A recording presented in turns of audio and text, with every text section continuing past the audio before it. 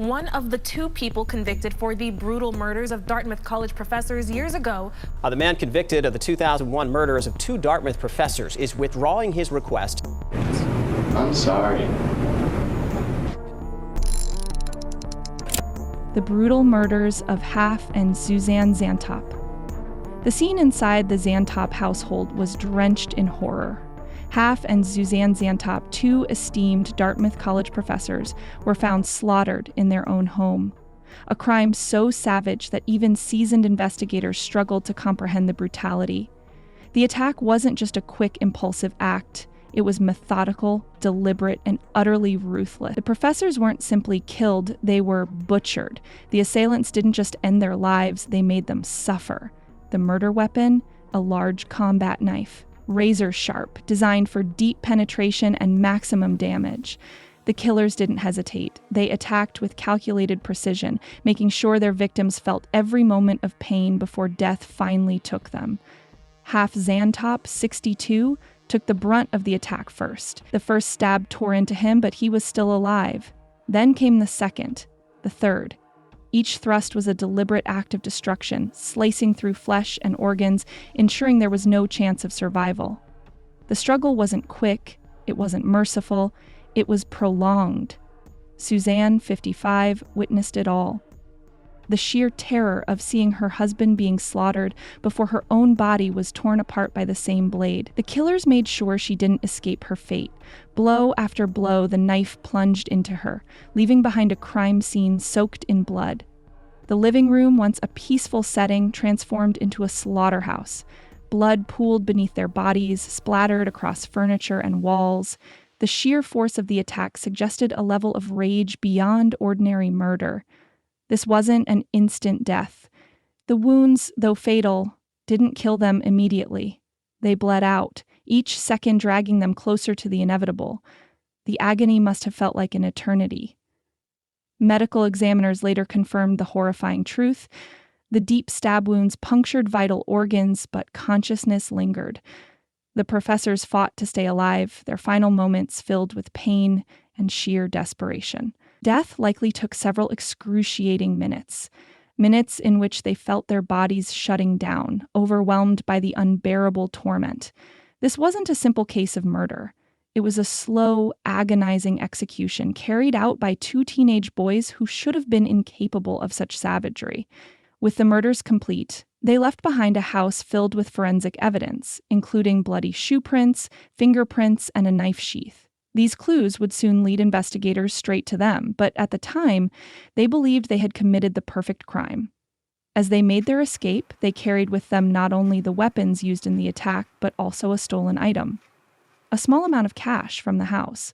They thought this would help fund their next steps, but in reality, it would do little to cover up the horrors they had just committed. The crime scene investigation begins. As investigators stood inside the blood-soaked study of Half and Susanne Zantop, they knew they had to work fast. The brutality of the murders suggested an intensely personal attack, yet the lack of forced entry hinted that the victims had willingly let their killers inside. This was puzzling. Who would the respected professors allow into their home? Police meticulously documented the scene, taking note of the deep stab wounds, the trail of blood, and the absence of any signs of a struggle from the victim's end. The attack had been sudden and ruthless. A bloody shoe print near Half Zantop's body stood out. It could be their first solid lead. As forensic teams combed through the house, they discovered something crucial, a bloody footprint leading toward the entrance, confirming that the killers had left in a hurry. But there was something else. A distinct set of fingerprints on items inside the house suggested that the perpetrators had handled objects, possibly without gloves.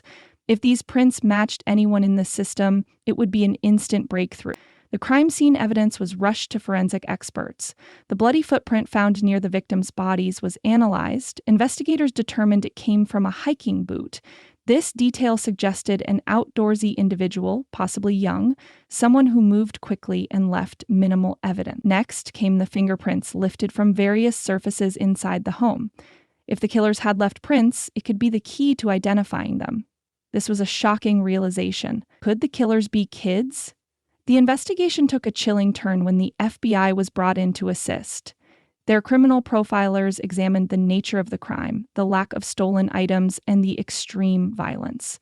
The FBI believed that the attack wasn't about robbery. It was either a personal vendetta or something even more disturbing. A new theory emerged. The killers could be young, inexperienced, and possibly thrill seekers rather than hardened criminals. The forensic evidence pointed to two things: the footwear of someone active in outdoor environments and the unsteady handwriting of a younger individual. With this in mind, detectives expanded their search to schools, juvenile offenders, and troubled teens in the surrounding areas. Then came the biggest break yet. The fingerprints from the crime scene had a match, but it wasn't in any criminal database. Instead, the prints belonged to a high school student. The fingerprints belonged to James Parker, a 16-year-old from Chelsea, Vermont. Investigators couldn't believe it. A high schooler's prints were inside the home of two murdered professors. Detectives immediately dug into Parker's background. He was known as a smart but quiet teenager, someone who didn't stand out as a troublemaker. But something else caught their attention: his best friend, Robert Tulloch. Robert, also 16, was described as more outspoken and ambitious. The two boys were inseparable, often seen together in school and around town. Could these two teenagers really be responsible for such a gruesome double homicide? The police needed to move fast. If these boys were the killers, they could flee at any moment. Detectives arrived at Parker's home, but he was already gone. Panic set in. Had they just missed their chance? Meanwhile, officers were dispatched to Tulloch's residence, but he was missing too. It was clear the boys had somehow realized they were being hunted. A massive statewide manhunt was launched. Airports, bus stations, and train terminals were put on high alert. Officers combed through security footage, phone records, and recent transactions. Then a clue surfaced. A witness had seen two teenagers at a gas station, hurriedly purchasing supplies. Surveillance footage confirmed it. James Parker and Robert Tulloch were on the run. The police had identified their killers. Now they just had to catch them before they disappeared forever. With their identities exposed, James Parker and Robert Tulloch were officially fugitives. Law enforcement agencies across multiple states were alerted. The biggest fear? The teenagers were armed and dangerous. If they had killed before, they could kill again. Investigators traced their last known movements. The gas station sighting suggested they were heading south, possibly out of New England. With the boys missing from their homes and no immediate family leads, detectives focused on their methods of escape. How were they traveling and where were they going? Then, a critical piece of information came in. They had hitched a ride. 2 days after the manhunt began, a truck driver in Indiana made a call to the authorities. He had picked up two teenage hitchhikers on Interstate 70 near the Illinois border. Something about them felt off. They were quiet, nervous, and avoided talking about where they were from.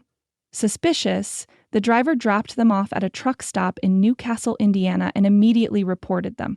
When officers arrived, Parker and Tulloch were sitting in the diner, looking exhausted but calm. They didn't resist. They knew the chase was over. Back in custody, the two boys were separated. Detectives needed a confession, but they also needed to know why two teenagers from Vermont had brutally killed two professors. James Parker cracked first. Terrified, he didn't even try to lie. He admitted that they had gone to the Zantop home with a plan, but it wasn't supposed to be murder. He described how they had approached the house with a fake survey, claiming they were conducting a study for school. The professors, being kind and trusting, invited them inside. Then everything turned. Parker described the scene in chilling detail. Once inside, Tulloch had suddenly pulled out a knife and attacked Zantop, slashing his throat before he could react. Susanne screamed, trying to run, but she didn't make it. Tulloch stabbed her repeatedly, ensuring she wouldn't survive. Parker insisted that he hadn't wanted to kill anyone, that Tulloch had been the one to initiate the attack. But Tulloch, when interrogated, had a different story. Unlike Parker, Tulloch was unapologetic. He didn't cry, he didn't beg, he simply admitted to what they had done. But what was most disturbing, he had been planning it for months. Tulloch told investigators that this wasn't just a random attack. It was a test. He and Parker had wanted to kill someone to see if they could do it. If they succeeded, they planned to continue, murdering more people, robbing them, and eventually leaving town for good. It wasn't about money. It wasn't even about personal grudges. It was about power. And they had chosen the Zantops simply because they had opened their door. The evidence that sealed their fate with both boys' confessions, the case was practically closed. The murder weapon, a knife, was located in Tulloch's possession. The police had everything they needed. There was no escape. As the case moved to trial, James Parker and Robert Tulloch faced the ultimate question. Would they spend life behind bars, facing justice, the courtroom showdown, with undeniable evidence and full confessions? James Parker and Robert Tulloch were now facing the weight of the law. But their trials would take very different paths. The prosecution made one thing clear. This wasn't an impulsive crime. It was a cold, calculated execution carried out by two teenagers who had planned to kill for months. Robert Tulloch, the mastermind, showed no remorse. James Parker, the follower, played the role of the scared accomplice. But how would the justice system handle them? James Parker's plea deal, a betrayal or a smart move? From the beginning, Parker cooperated with investigators, admitting his role and providing a full confession. His defense argued that he was manipulated by Tulloch, pressured into a crime he never truly wanted to commit. To avoid a life sentence, Parker took a plea deal, agreeing to testify against Tulloch. In exchange, he was sentenced to 25 years to life in prison. This meant he had a chance at parole. But many questioned, was this justice? Should someone involved in such a brutal murder get a second chance? Tulloch, on the other hand, had no escape. He had planned the murders, led the attack, and showed no signs of remorse. When the judge handed down the verdict, it was life in prison without parole. Tulloch would never walk free again. Years passed. Then, a shocking development. James Parker was seeking early release. After serving more than 20 years, Parker's legal team pushed for parole, arguing that he had been a teenager under Tulloch's influence. They claimed he had changed, rehabilitated, and deserved another chance at life. This sparked outrage. Should a teenage killer ever get a second chance? Or does a crime this brutal deserve permanent punishment? The families of Half and Susanne Zantop made their stance clear. They wanted Parker to stay behind bars.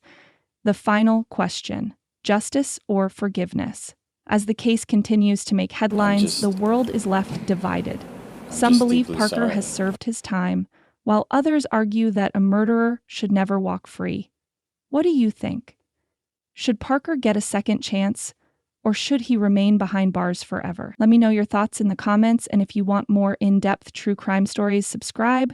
We're just getting started.